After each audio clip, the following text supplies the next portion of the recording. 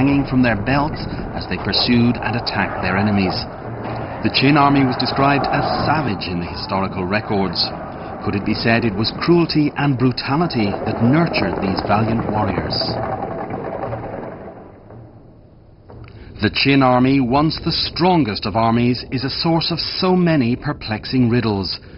They existed only in people's imagination for thousands of years, until the day when some peasants in Shanxi province made an unexpected discovery that sent shockwaves around the world.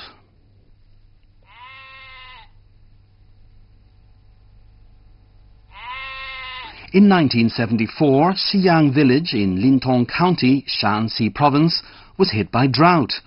The villagers hoped that underground water could save their dying crops. Some villagers selected a place to dig a well in a wood of pomegranate trees. One evening in March, still not having struck water, they excavated a life-size terracotta head buried 5 or 6 meters underground.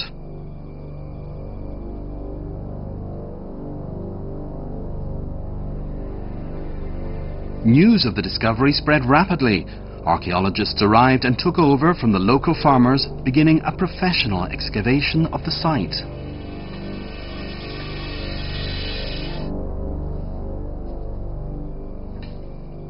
我们来的时候，领导曾经跟我们说了一下，你们到那去挖去，挖了个大概挖1个礼拜到10天左右就把它挖完了。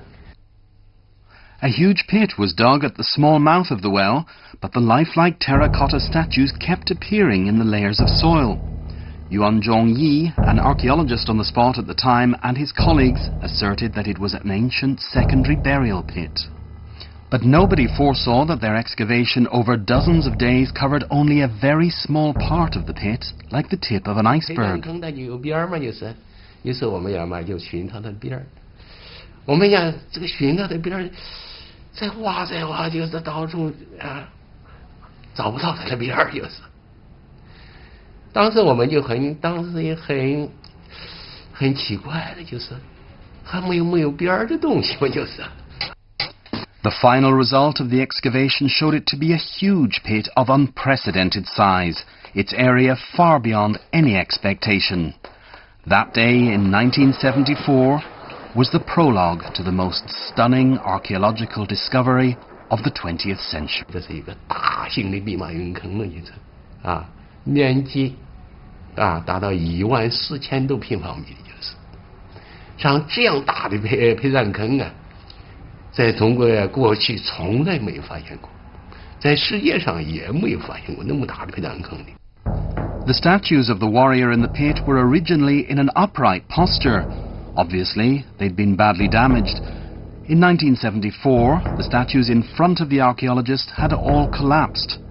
Broken heads and arms could be found everywhere in the huge pit. So many terracotta figures had never been discovered in the history of archaeology.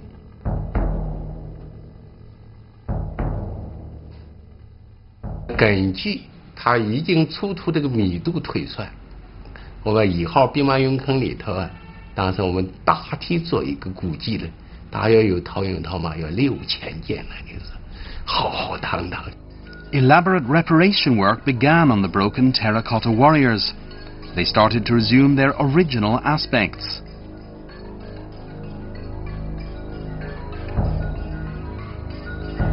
One after another, the pottery figures began to stand up once again. They were the same size as real human beings and were all dressed in warriors' costume with armor and robes. They were arranged in perfect order and stood solemnly along the partition walls like a true army.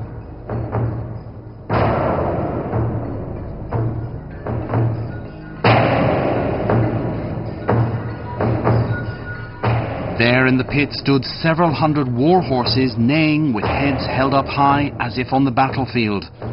The traces of ancient chariots could clearly be seen beside these war horses. The wooden chariots had completely rotted away, but rough outlines could still be identified.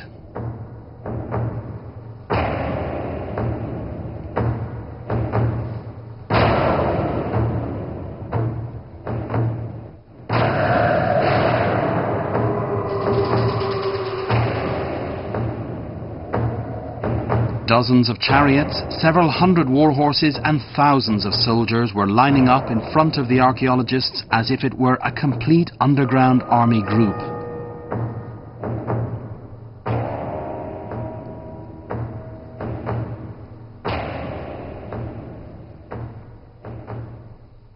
No records about the existing terracotta warriors can be found in any of the historical records, nor has any legend ever revealed a clue as to their identity. Whose army was it? Who was the master of this secondary burial pit?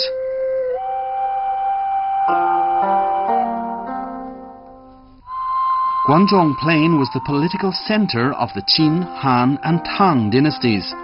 To the west of the pit, a huge mound can be seen on the horizon. This is the tomb of the first Qin emperor, known as Emperor Shi of the Qin, the founder of the Qin Empire. 这周围呢，再没有其他的墓葬啊。距秦始皇陵啊，大概是1.5公里了。虽然比较远，但周围呢又没有其他的墓葬，我们呀就初步判断它是秦始皇陵的一个陪葬坑。 It would appear that such a magnificent secondary burial pit could only be the handiwork of this impressive Qin emperor, but for the archaeologists, the deduction had to be proved by direct evidence.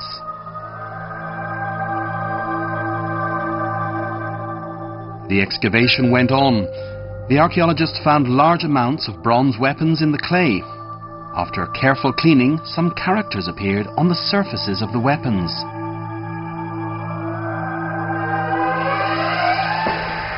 The characters on this spear are similar to modern Chinese characters.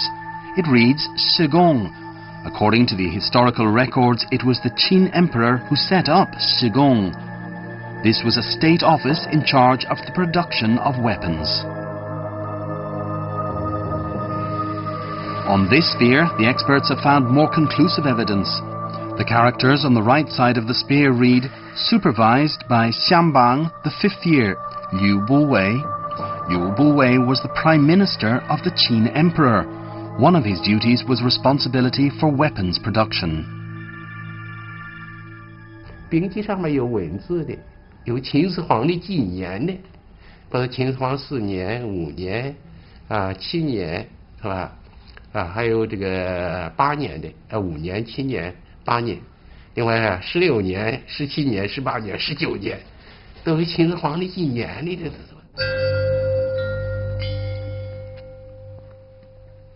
The years on the weapons showed their exact date of manufacture. It goes without saying these weapons were all made in the time of the Qin emperor, and they were buried underground as funeral objects after his death. In front of Yuan Zhongyi and his colleagues, an invincible army, lost for more than 2,000 years and covered by the fog of history, had unexpectedly reappeared. The indistinct picture of the Qin army painted by Sima Qian instantly became concrete and clear. The earth-shaking effect of the terracotta warriors' discovery was beyond description.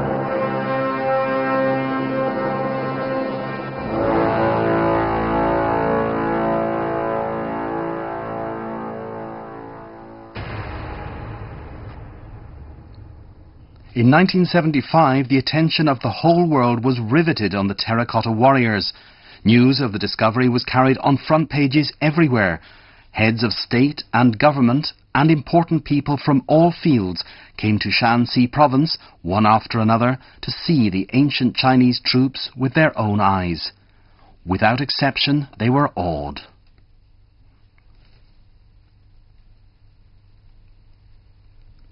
The Qin terracotta warriors appeared on the front cover of National Geographic.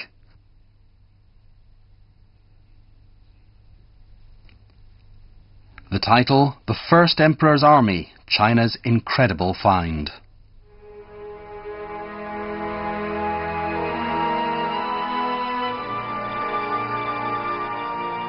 But with regard to knowledge about the Qin army, what caused the greatest impression amongst the Americans was its cruelty and brutality.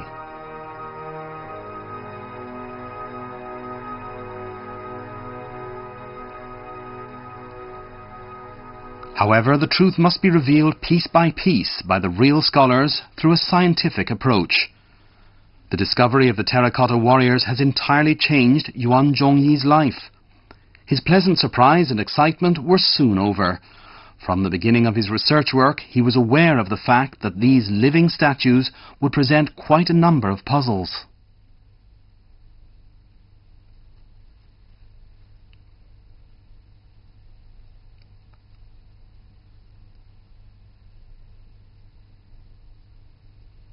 Each of these warriors had a different physical appearance, and their dress was obviously different. Some wore small caps, and some had their hair worn in a coil.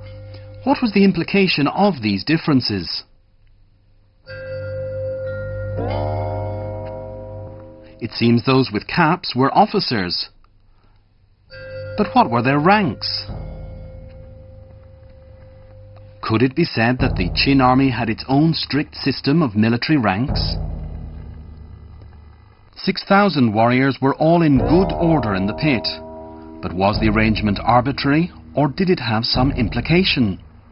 Could these pottery figures reveal any methods of military operation and array in ancient China?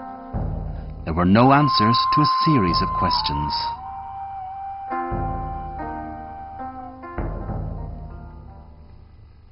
After the discovery of the first pit of terracotta warriors, archaeologists discovered another huge pit still covered by thick loess earth. Researchers have made a vertical image of the pit with thousands of photos. A magnificent underground view can be seen by computer analogue. In the northeast corner of the pit were crossbowmen. The crossbow was the most precise weapon on the ancient battlefield. The commander-in-chief of the Zhao army was killed by Qin crossbowmen at the Battle of Changping. Could that tell something about the power of Qin crossbowmen? In the south of the pit was an independent chariot unit. This was a completely unknown branch of the army. Was it possible that this chariot unit could be the mysterious light army of the Qin, which played such a key part in the Changping battle?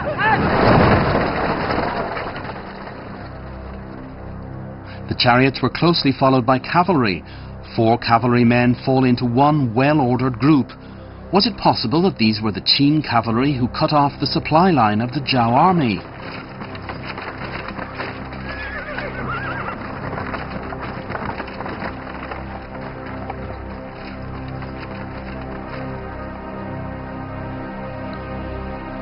The postures of these warriors indicated that they had their own weapons tightly held in their hands. As time went on, the wooden parts of these weapons rotted, but the metal parts had survived well up until now. A total of more than 40,000 pieces of weapons were unearthed in the pit of terracotta warriors. But these weapons were basically made of bronze, and this has greatly puzzled archaeologists.